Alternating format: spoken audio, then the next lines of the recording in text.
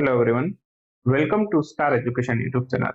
Star education YouTube ચેનલમાં આપ સૌનું ખૂબ ખૂબ સ્વાગત છે. આજનો જે વિડીયો છે એમાં આપણે ચર્ચા કરીશું 31મી મેના એટલે કે આજના આ મહિનાના સૌથી અંતિમ દિવસના વિડીયોની. આજે છે 31મી મે, આજે છે નોટ પેલો ડે. તો ચર્ચા કરીએ આજના તમામ અગત્યના કરંટ અફેરની. શરૂ કરીએ આજનો વિડીયો. સૌથી પહેલા એક પ્રશ્ન તમારા માટે. ડેઈલી તમને વિડીયો શરૂ કરું એ પહેલા એક ક્વેશ્ચન પૂછું છું. તો આજના આ પ્રશ્નનો જવાબ તમારે લખવાનો પ્રયાસ કરવાનો છે કોમેન્ટ બોક્સની અંદર. પ્રશ્ન એવો છે તમારા માટે કે હાલમાં જ નેપાળે કયા વર્ષને પર્યટન વર્ષ તરીકે ઉજવેલું હતું. આ પ્રશ્ન છે એ તમારા માટે છે. પ્રશ્નનો જવાબ લખવાનો પ્રયાસ કરવાનો છે કોમેન્ટ બોક્સની અંદર. ક્લિયર? શરૂ કરીએ હવે આજનો વિડીયો. સૌથી પહેલો ક્વેશ્ચન આજના વિડીયોમાં, હાલમાં જ વર્લ્ડ વેબ ડે આ ક્યારે ઉજવાય છે? તો વર્લ્ડ વેબ ડે ઓકે આ નો ટોબેકો દિવસના એક દિવસ પહેલા ઉજવાય. આજે નો ટોબેકો દિવસ છે 31મી મે, એના એક દિવસ પહેલા એટલે કે 30મી મે આ દિવસની ઉજવણી કરવામાં આવેલી હતી. તો વર્લ્ડ વેબ ડે આ 30 મે 2023 રોજ આની ઉજવણી થઈ છે. ધૂમ્રપાન કરનારાઓ છે એને નુકસાન ઘટાડવાના સાધન તરીકે આ વસ્તુનો ઉપયોગ કરવામાં આવે છે. એક પ્રકારનું સ્મોકિંગ જેવી જ વસ્તુ હોય છે, પણ બિનહાનિકારક હોય છે. જે લોકોને સ્મોકિંગની હેબિટ હોય છે એ વેપિંગનો ઉપયોગ કરી શકે છે. ક્લિયર? તો આ એક તો આનાથી ધૂમ્રપાન ઘટાડી શકાય, બીજું સ્વાસ્થ્યને આનાથી નુકસાન નથી થતું. એક પ્રકારનું વરાળ જેવું જ હોય, પાણીની વરાળ જેવું હોય, ધુમાડા જેવું, બરાબર? તો એનાથી વ્યક્તિને નુકસાન જે પેલા સિગારેટથી થાય એના કરતા નહિવત પ્રમાણમાં થાય. બરાબર? શરૂઆત આની ક્યારે થઈ? 2012માં સૌથી પહેલી વખત આ દિવસ ઉજવાયો. ઓકે, અને 2023 માટેની એની થીમ પણ છે celebrating harm reduction. Celebrating harm reduction આ એની થીમ હતી વેબ ડેની. એના પછીનો ક્વેશ્ચન છે, હાલમાં જ શરૂ કરવામાં આવેલું ભારતનું પ્રથમ પોલેરીમેટ્રી મિશન. પોલેરીમેટ્રી મિશન છે, આનું નામ શું છે? તો ભારતનું સૌથી પહેલું પોલેરીમેટ્રી મિશન છે, વિશ્વનું બીજું છે, ભારતનું પહેલું છે. તો આ મિશનનું નામ છે એક્સપોસેટ. એક્સપોસેટ ઓપ્શન બી અહીંયા આપણો કરેક્ટ આન્સર થાય. તો હાલમાં જે છે આની ઉજવણી આ જે મિશન છે ભારતનું સૌથી પહેલું મિશન છે પોલેરીમેટ્રી મિશન. ઓકે, આ કોણે શરૂ કર્યું છે? આ ભારતની સંસ્થા છે ઇન્ડિયન સ્પેસ રિસર્ચ ઓર્ગેનાઇઝેશન એટલે કે ઈસરો. ઈસરોએ આની શરૂઆત કરી. આ ઉપરાંત કઈ સંસ્થા સાથે મળીને કરી? તો કે રમન રિસર્ચ ઇન્સ્ટિટ્યૂટ જે બેંગ્લોરમાં આવેલું છે એની સાથે મળીને આ ડેવલપ કર્યું છે ઈસરોએ. બંને મળીને એક્સપોસેટ નામનું એક પોલેરીમેટ્રી મિશન શરૂ કર્યું છે. અહીંયા એક્સપોસેટનું પૂરું નામ પણ તમને પરીક્ષામાં પૂછી શકે છે, જેમ કે એક્સરે પોલેરીમીટર સેટેલાઇટ, આ એનું પૂરું નામ છે એક્સપોસેટ. ભારતનું પ્રથમ મિશન ઓળખાવ્યું છે આને, અને વિશ્વનું બીજું મિશન છે આ. અત્યાર સુધીમાં ભારત અને એક દેશ, આ બે વિશ્વના માત્ર બે ગણતરીના દેશો છે ભારત ઉપરાંત. બરાબર? વિશ્વનો ગણતરીનો એક જ દેશ છે કે જેણે આ મિશન કરેલું છે. તો આનો યુઝ શું થશે? તો કે એક્સરે સ્ત્રોતોની વિવિધ ગતિશીલતાનો અભ્યાસ કરવા માટે આ મિશન છે શરૂ કરવામાં આવેલું છે. બરાબર? તો ભારત અને વિશ્વનો એક દેશ, બરાબર, આ બે દેશોએ મળીને કુલ કર્યું છે. ભારત વિશ્વનો બીજો દેશ બનશે કરનાર. આ અવકાશયાન છે પૃથ્વીની નીચી ભ્રમણ કક્ષામાં બે પેલોડ છે એનું વહન કરશે. એકનું નામ છે પોલિક્સ. તો પોલિક્સનું અહીંયા પૂરું નામ પૂછી શકે છે. ઓકે, તો એક્સરેમાં ધ્રુવી માપક પોલેરીમીટરનું સાધન છે એક્સરે પોલેરીમીટર સાધન. ઓકે, તો આ શું કરશે? તો કે ધ્રુવીકરણની ડિગ્રી અને કોણ માપશે. બરાબર? અને બાકી આને ડેવલપ કોણે કર્યું છે? આ પેલોડને ડેવલપ કર્યું છે ઈસરોનું યુઆર રાવ સેટેલાઇટ સેન્ટર છે, એમણે આ ડેવલપ કરેલું છે. ક્લિયર? તો બે પેલોડ છે, એમાંથી એક તો છે પોલિક્સ નામનો પેલોડ છે, બીજું છે એક્સપેક્ટ નામનો એક બીજો આનો પેલોડ છે, એનું નામ છે એક્સરે સ્પેક્ટ્રોસ્કોપી અને ટાઈમિંગ. તો આ એનું પૂરું નામ છે. તો આ બંને પેલોડ થી આખો સેટેલાઇટ બન્યો છે જેનું નામ આપ્યું છે એક્સપોસેટ. ક્લિયર? બાકી આ વર્ષે જ આ મિશન લોન્ચ થવાનું છે. બહુ ડીપમાં જવાની જરૂરિયાત નથી. જે લોકો જીપીએસસીની તૈયારી કરે છે એ લોકોએ ડીપમાં જવાની જરૂરિયાત છે. બાકી જે લોકો હાઈકોર્ટ પટ્ટાવાળાની તૈયારી કરે છે, માત્ર નામ યાદ રાખો કઈ સંસ્થાઓએ મળીને આ તૈયાર કર્યું છે, યાદ રાખો.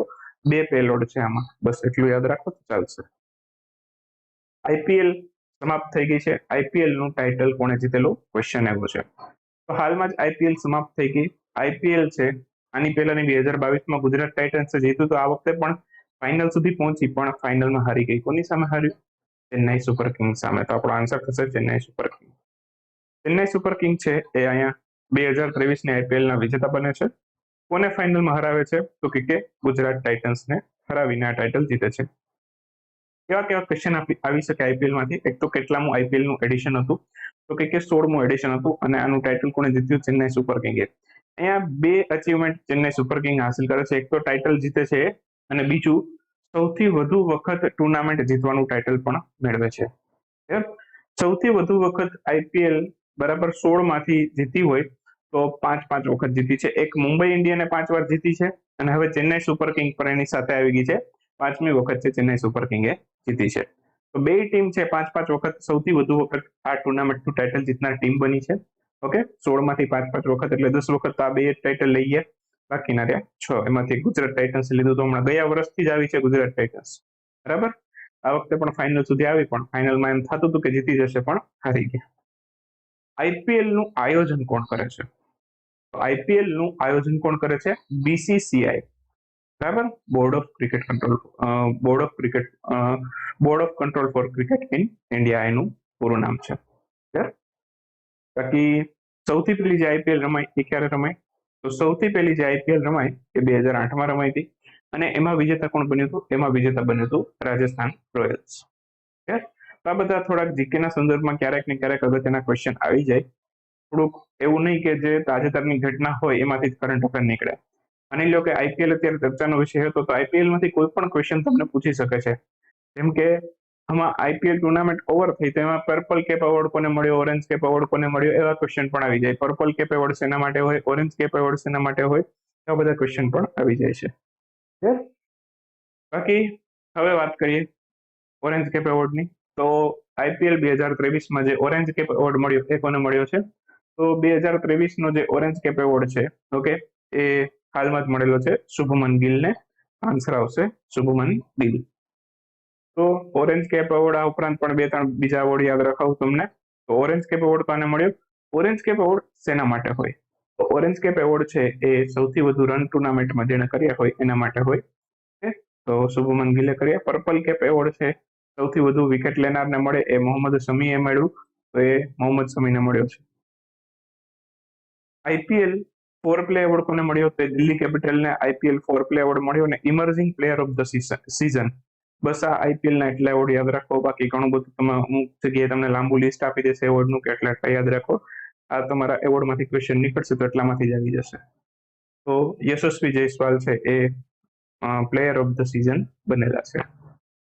એના પછી આઈફા એવોર્ડ, ઓકે, 2023ના જાહેર થઈ ગયા છે. આમાં બેસ્ટ ફિલ્મનો પુરસ્કાર કોને મળ્યો છે? તો આઈફા એવોર્ડ જે ડિક્લેર થયા છે એમાં બેસ્ટ ફિલ્મનો પુરસ્કાર કોને મળ્યો છે? બેસ્ટ ફિલ્મનો પુરસ્કાર મળ્યો છે દ્રશ્યમ 2 ને. તો આન્સર આવશે દ્રશ્યમ 2. તો હમણાં જ આઈફા એવોર્ડ ડિક્લેર થયા, ઓકે, અને કેટલામી આવૃત્તિ ડિક્લેર થઈ? તો કે 23મી આવૃત્તિ આઈફા એવોર્ડની ડિક્લેર થઈ. બેસ્ટ ફિલ્મ દ્રશ્યમ 2 બની. બેસ્ટ ડાયરેક્ટર આર માધવન બન્યા. કઈ મૂવી માટે? તો કે રોકેટરી ધ નામ બી ઇફેક્ટ નામની એમની મૂવી હતી એ માટે એ બન્યા. Best actor in leading role female, okay, એ એવોર્ડ કોને મળ્યો? આમાં એ મળ્યો આલિયા ભટ્ટને ગંગુભાઈ કાઠિયાવાડી મૂવી માટે. બેસ્ટ ડાયરેક્ટર લીડિંગ રોલ, આ પુરસ્કાર કોને મળ્યો? આ મળ્યો રિતિક રોશનને, ઓકે, વિક્રમ વેતાલ એમની મૂવી હતી એ માટે એમને મળ્યો. બેસ્ટ મ્યુઝિક ડાયરેક્શન, આ મળ્યો પ્રીતમને બ્રહ્માસ્ત્ર મૂવી માટે. તો આ બધા આના પુરસ્કારો છે. તમારો આઈફામાંથી ક્વેશ્ચન આવશે તો મેઇનલી એટલામાંથી જ આવી જશે. મેઇનલી બેસ્ટ ડાયરેક્ટર પૂછે, એક્ટર પૂછે કે એક્ટ્રેસ પૂછે, મેઇનલી ક્વેશ્ચન નીકળે તો એટલામાંથી નીકળી જાય. ક્લિયર? હાલમાં જે સુદર્શન શક્તિ એક્સરસાઇઝ નું આયોજન કોણે કર્યું છે? સુદર્શન શક્તિ એક્સરસાઇઝ છે આ કોણે કરી છે? આ ભારતીય સેનાએ કરી છે. આપણી ઇન્ડિયન આર્મીએ આ એક્સરસાઇઝ કરી છે. તો આન્સર આવશે ભારતીય સેના. તો ભારતીય સેનાની કઈ કોર્પે આ એક્સરસાઇઝ કરી એવું પણ પૂછી શકે. તો સપ્તશક્તિ કમાન્ડ છે, ઓકે, તો એણે આ એક્સરસાઇઝ નું આયોજન કર્યું છે જેનું નામ છે સુદર્શન શક્તિ એક્સરસાઇઝ. કે ભારતીય સેના જે એક કોર્પ છે ક્યાં આયોજન કર્યું એવું પણ પૂછે. તો આનું આયોજન થયું છે પંજાબ અને રાજસ્થાનની બોર્ડરમાં. પંજાબ અને રાજસ્થાનની બોર્ડરમાં આ સુદર્શન શક્તિ એક્સરસાઇઝ કરી છે. કોણે કરી? ભારતીય સેનાએ કરી છે. ભારતીય સેનાની કઈ કોર્પે કરી? તો કે સપ્તશક્તિ નામની કોર્પે. એ સુધી ક્લિયર?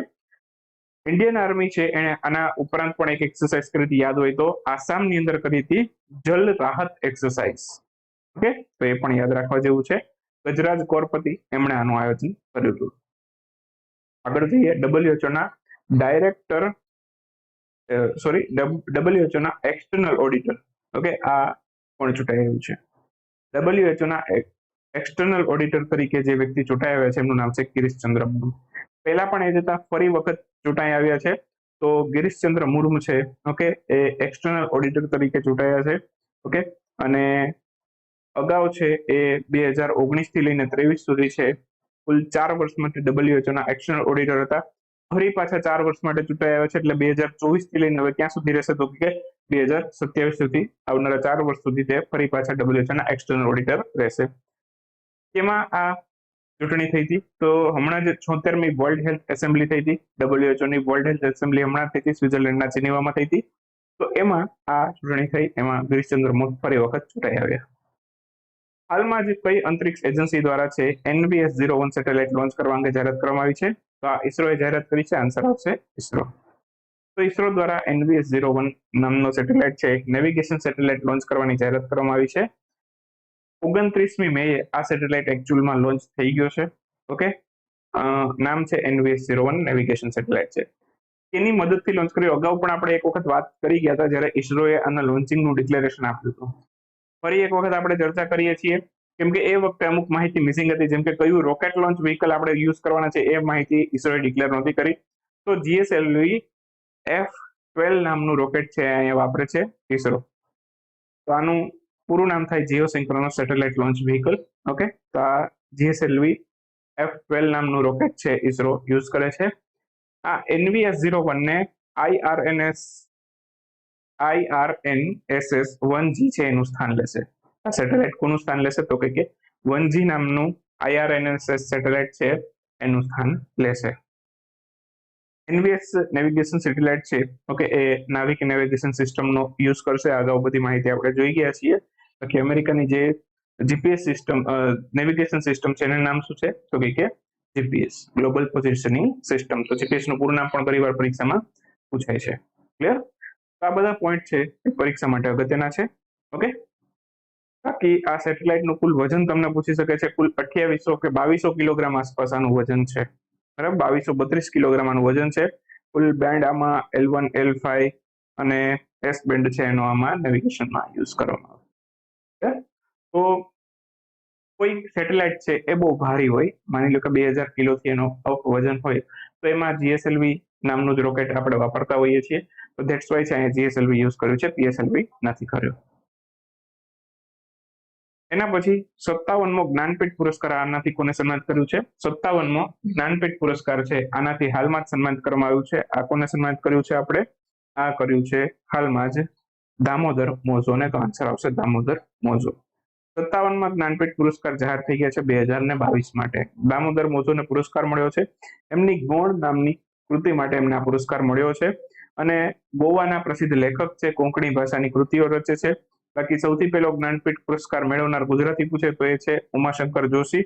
અને સૌથી પહેલો જ્ઞાનપીઠ પુરસ્કાર મેળવનાર ગુજરાતી કાઢી નાખીએ, બરાબર, ખાલી એમાં આપણે સૌથી પહેલો જ્ઞાનપીઠ કોને મેળવ્યો હતો? ત્યાં ઉમાશંકર જોશી નો આવે, ત્યાં જી શંકરા ગ્રુપને આ મળ્યો હતો.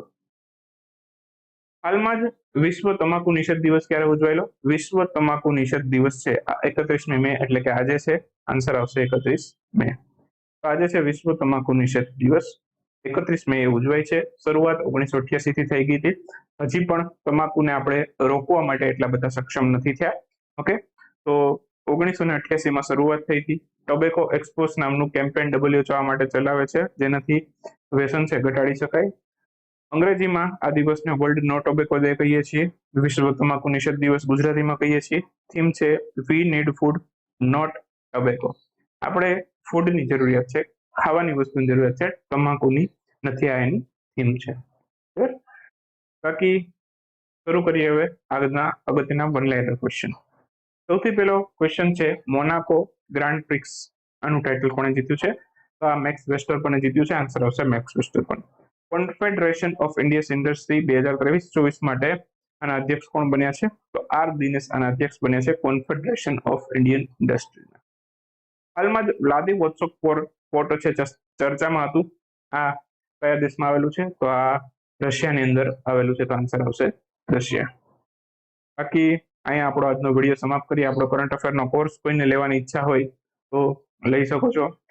કરંટ અફેરના કોર્સની પ્રાઇસ 1 વર્ષ માટે ₹599 છે અને 3 મહિના માટે લેવો હોય તો ₹299 પ્રાઇસ છે. ઓકે, તો આજે રાત્રિ 12 વાગ્યા સુધી છેલ્લી ઓફર છે. CA100 કોડ છે. હવે કોડ નાખવાનો ઓપ્શન સમાપ્ત કરીએ છીએ. આજના દિવસ માટે આ કોડ વેલિડ રહેશે ક્યાં સુધી? 1 જૂન રાત્રિના 12 વાગ્યા સુધી. આ એકચ્યુઅલમાં 31મી તારીખનો વિડીયો હું લેટ લાવું છું. એકચ્યુઅલમાં કદાચ આવતા જૂન પણ થઈ જાય. તો ધેટ્સ વાય છે 1 જૂનને રાત્રિના 12 વાગ્યા સુધી. ઓકે, તો ત્યાં સુધી છે આ કોડ વેલિડ રહેશે. તો જેમને પણ ઈચ્છા છે કોડ નાખવાનો ઓપ્શન દેખાય ત્યાં સુધી તમે કોડ નાખી શકો છો. બાકી પછી કોડ નાખવાનો ઓપ્શન જ હટાવી નાખવામાં આવશે. તો CA100 કેપિટલમાં CA પછી સ્પેસ આપ્યા વગર 100 લખવાનું છે. તો તમને એડિશનલ ડિસ્કાઉન્ટ મળશે ₹100. તો એ પછી આપણી રેગ્યુલર પ્રાઇસ છે 599, 298 છે લાગુ થઈ જશે. આજનો દિવસ છે. જેમને પણ ઓફરનો લાભ લેવો છે લઈ શકે છે. મળીએ નેક્સ્ટ વિડીયોમાં.